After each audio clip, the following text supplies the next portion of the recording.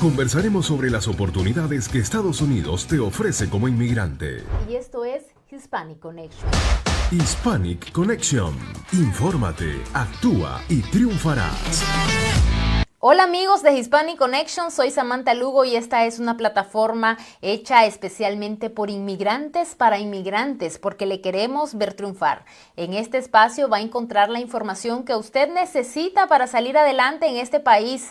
Les invitamos a que sigan nuestras redes sociales y también todas las plataformas de podcast. Dele me gusta, comparta y por supuesto suscríbase. Su apoyo nos ayuda a seguir adelante y a seguir trabajando para que entre todos podamos hacer una comunidad informada, próspera y por supuesto que aporte a los Estados Unidos, a este país que nos ha recibido como nuestra segunda patria.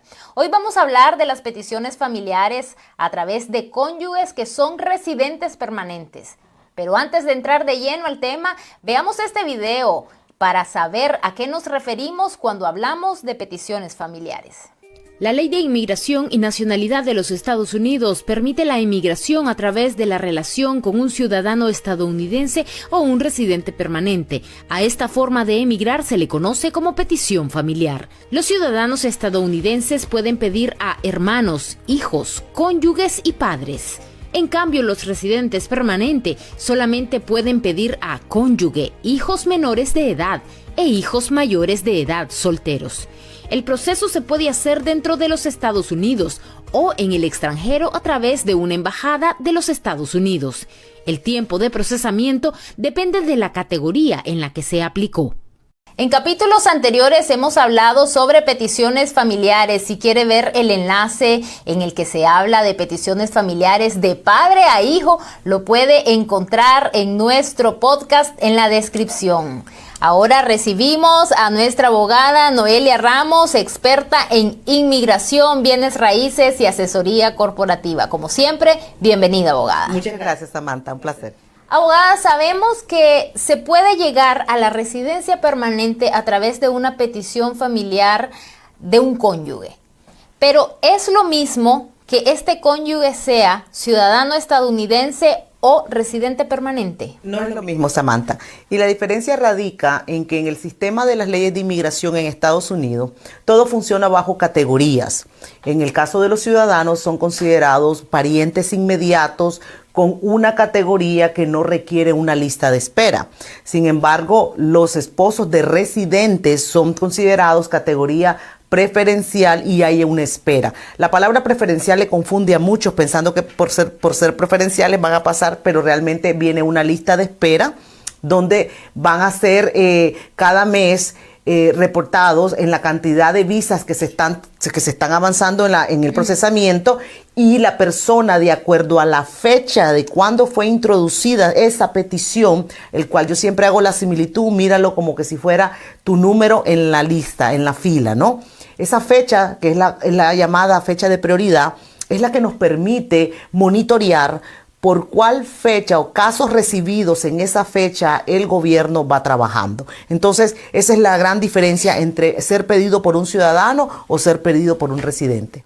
Y en este momento, ¿cuánto tiempo está durando el proceso de petición a través de un cónyuge residente permanente? Ok, es un poquito complicado y les voy a decir por qué. Debido a la gran demora que el gobierno ha tenido en los últimos años, crearon una opción de seguimiento del caso de esta manera. En el boletín de visas que sale mensual, el cual los invito a todos a entrar a la página del gobierno, mensualmente van a encontrar por dónde va trabajando el gobierno en su caso de acuerdo a la fecha de prioridad. Inicialmente solo teníamos una tabla. Esa tabla nos decía, en esta fecha se está trabajando esta categoría. Ahora existen dos tablas. Una tabla que es para que podamos introducir lo que son los documentos, evidencias, etcétera, y otra tabla que nos va a decir cuándo finalmente va a estar adjudicado su caso con una residencia aprobada. ¿Por qué hace eso el gobierno? Porque cuando había solo una tabla, finalmente cuando llegaba ese momento de presentar sus casos se demoraba ahora otra gran cantidad de tiempo procesando los documentos. Ahora, con esta versión de dos tablas, podemos adelantarnos a presentar, en este caso la categoría específica que tú preguntas, Samantha, están trabajando en el 2019, estamos en el 2023. ¿Qué pasa? Al permitir que los casos del 2019 ya puedan recibir documentación, hace que inmigración paulatinamente vaya trabajando en la recepción, verificación de documentación, de manera de que ellos van a tomarse su tiempo en hacerlo. Cuando estén listos, ya vamos a estar cerca de la fecha de la segunda tabla y ya solo es cuestión de adjudicar y aprobar la visa. Ahora, aunque se está en esta espera, la persona que está en esta solicitud sí puede hacer la petición de su autorización de trabajo. A diferencia de ser pedido por un ciudadano americano, que una persona, por ejemplo, que vino con su visa de turista, situaciones de la vida, se terminó quedando acá, el esposo ciudadano decide pedirla y se hace todo el proceso de residencia dentro de Estados Unidos, ¿no? Eso es lo que estamos acostumbrados a escuchar. Sin embargo, con el esposo o esposa de un residente no funciona así necesariamente. Dependemos que el gobierno emita todos los meses una notificación diciendo si en ese mes específico va a permitir que utilicemos no la tabla de adjudicación final, sino la tabla de entrega de documentos como la fecha para poder hacer la solicitud de residencia. Es bastante complejo, yo sé, sí, pero que eso es lo que lo confunde a la gente. Sí. Por ejemplo, es triste escuchar personas que simplemente vinieron, se casaron, pensaron que era igual que la petición de ciudadano y resultó que les llega negación, acumularon presencia ilegal y se complicaron la vida porque ellos pensaron que era igual que ser pedido por un ciudadano y no funciona así. Tienes que asegurarte de esos pasos, de que el gobierno haya dicho que la fecha del boletín de recepción de documentos es la que podemos utilizar para fecha de ajuste dentro de los Estados Unidos. Si eso no es la fecha que usted tiene en este momento, usted no puede pasar a residencia, permiso de trabajo, permiso de viaje, desafortunadamente. Tiene que seguir esperando. Supongo que hay varios años de espera para que se concrete. Momento, como punto de referencia, viendo el último de octubre, que es el que está anunciado ya, están en el 2019. Si ustedes cuentan del 2019 al 23, sí, definitivamente son sus cuantos años.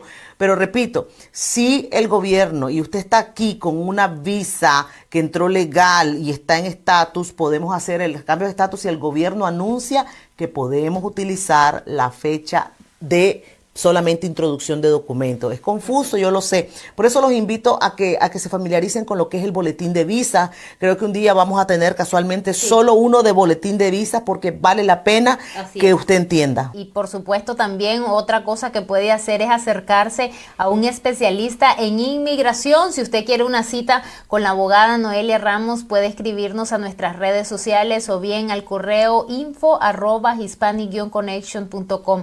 Recuerde que la primera cita con la abogada Noelia Ramos no tiene costo, así es que aproveche esta oportunidad.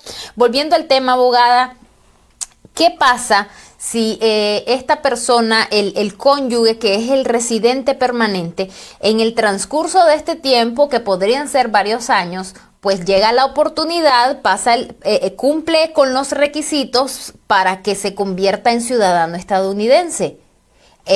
¿Hay alguna mejora en la situación, en la solicitud familiar para su esposa o esposo? Claro que sí, es lo que se conoce como un upgrade, es decir, pasas a la categoría mayor, que viene siendo ser la esposa ahora de un ciudadano, que recordemos al inicio lo que dije, no requiere esa lista de espera a como lo requiere la categoría de esposo de residente. Ok, de cualquier manera, entonces es importante que esta persona que ya es residente permanente siga con su proceso, ¿verdad? Siga con Claro, lo que pasa es que se actualiza. Normalmente nosotros siempre mandamos la copia del certificado de naturalización para notificarle a inmigración de que la persona ahora se ha convertido en ciudadano. Sin embargo, normalmente inmigración hace una actualización inmediata, pero es siempre asegurarnos nosotros de que saben de que la categoría del peticionario cambió ahora a ciudadano. Abogada, ¿y qué pasa cuando la persona que está llegando, el cónyuge, entró de manera irregular a los Estados Unidos? Es una gran diferencia, Samantha. Definitivamente es muchísimo más complejo.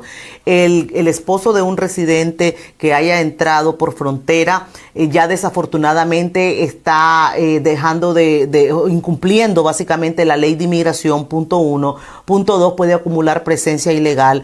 Punto 3, se va a ver en la necesidad de buscar un perdón por esa presencia ilegal. Estamos hablando de algo muchísimo más complejo. Esta persona que está solicitando residencia permanente, volvemos a hablar de la persona que entró con visa a los Estados Unidos, su esposa o esposo es residente permanente. Entonces, cumple, ¿verdad?, con los requisitos, pasa el tiempo y llega finalmente su residencia permanente. Su residencia, ¿esta residencia llega como residencia permanente o como residencia temporal? Al ser pedido por residente, obtiene una residencia permanente, una tarjeta válida de 10 años. Pero para las personas que son pedidas por ciudadanos americanos, donde su matrimonio lleva menos de 2 años, reciben algo que se llama la residencia condicional por 2 años y después de ese tiempo es que pueden aplicar, retirar la condicional y pasar a la solicitud de residencia permanente y la tarjeta de 10 años. ¿Qué pasa si en poco tiempo hay una separación, hay un divorcio? Ok, la ley permite, porque sabemos que esas son situaciones que pueden pasar en la relación, es parte de la vida privada de las personas. Por ejemplo, si un ciudadano americano se considera que su relación no da más, tampoco es por eso que vamos a penalizar al cónyuge, ¿no? O a la persona. La ley pide que tengamos que demostrar que al originarse, al darse el inicio de esta relación haya sido de buena fe, que es lo que llamamos como el good faith marriage, que definitivamente haya evidencia suficiente que demuestre que esta es una relación que era verdadera y que no solamente fue realizada o la unión se dio solamente para efectos de beneficios migratorios. En el caso de los ciudadanos o de los residentes. De los ciudadanos americanos. Y en el caso de los residentes. Va a depender a dónde estamos, si la persona va a estar fuera, si la persona va a estar acá. Porque en la parte de las personas que están fuera tenemos que pasar por un proceso consular, Samantha. Entonces es más complejo todavía. Ahora, ¿qué pasa con los hijos? Quiero preguntarle específicamente cuando el cónyuge es residente permanente. ¿Qué pasa cuando la pareja tiene hijos? ¿Se pueden solicitar estos hijos también? Sí, a diferencia de las peticiones con ciudadanos, el ciudadano debe de hacer independientemente petición por persona. En el caso del residente, al pedir a la esposa, ya vienen incluido el grupo familiar, es decir, todos los hijos menores de 21 años. En una sola aplicación viene el grupo familiar. Okay. De cualquier manera, es importante, ¿verdad?, estar en conocimiento de esta información. Ahora, uno de estos días escuchaba a una persona que está en este tipo de solicitud y decía que le hubiera gustado saber sobre la visa de fiancé, la visa de prometido. En este caso, ¿ayudaría en algo? Sí. La visa de fiancé es específicamente solo una opción para los ciudadanos americanos, valga la aclaración, no para los residentes. De manera de que el ciudadano americano puede pedir a la fiancé, a la novia, a la prometida, como diríamos nosotros, a la prometida, para que tenga un permiso de poder viajar a los Estados Unidos, el cual es válido solo por 90 días, para poder contraer matrimonio en los Estados Unidos.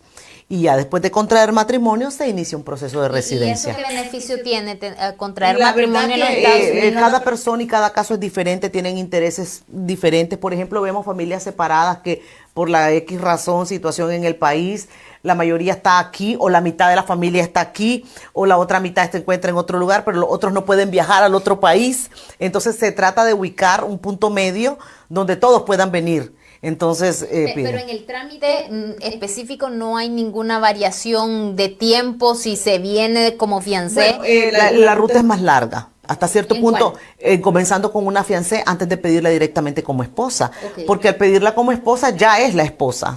Ya el proceso que te está haciendo es para una esposa.